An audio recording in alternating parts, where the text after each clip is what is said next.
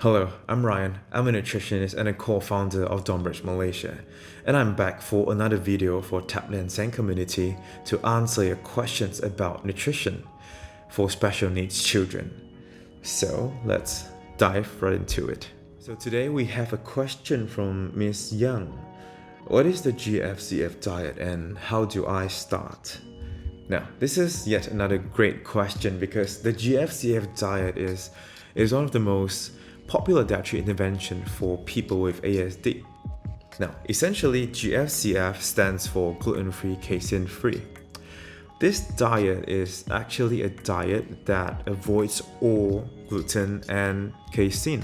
So glutens are typically found in wheat, barley, and rye, and casein is typically found in dairy, so cow's milk. Now, a lot of parents with children with ASD has reported positive changes after undergoing Gfcf diet for a period of time. So positive changes such as better behavior control, better emotional control, better sleep quality, better eye contact, as well as speech ability. While it is not guaranteed that you will see positive changes after going into Gfcf diet, but the diet is relatively safe. So for a lot of people, it is still worth a try. So as for how to start the Gfcf diet, I'll just summarize them into a few simple points. But of course, I will always suggest you to consult your doctor, your nutritionist, or your dietitian before you start any intervention. Okay, so the first thing you need to know before starting the Gfcf diet is to understand what Gfcf diet is. So basically, get to know what are glutens, get to know what are caseins, and get to know what food or what food products have them in it. At the same time, try to learn how to read food labels on the food packaging. This will help you to identify what sort of products on the shelf in the market contains gluten or casein. So that's point one. The second point I would like to suggest is for you to start slow. Don't try to dive into 100% Gfcf diet, switch up all your food completely from day one. It'll be too overwhelming for you, and it is very bad for your mental health because it is not easy to switch up all the food and to go into a new diet just like that. So what I'm trying to say is go slow and steady.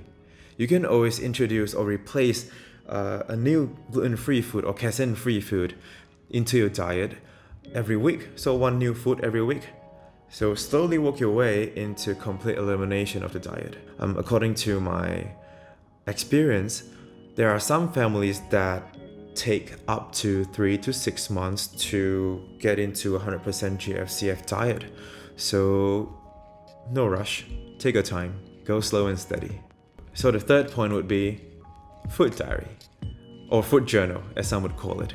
A food diary or food journal can be extremely helpful for you to identify links or connections between behavioral issues and certain types of food when you newly introduce them or when you remove them from a typical diet, right? So in a food journal, it will be advisable for you to record down the time and date, the food that is introduced or removed from the diet, the behavioral changes. So behavioral changes includes things like eye contacts, includes things like speech ability, stimming, emotional control.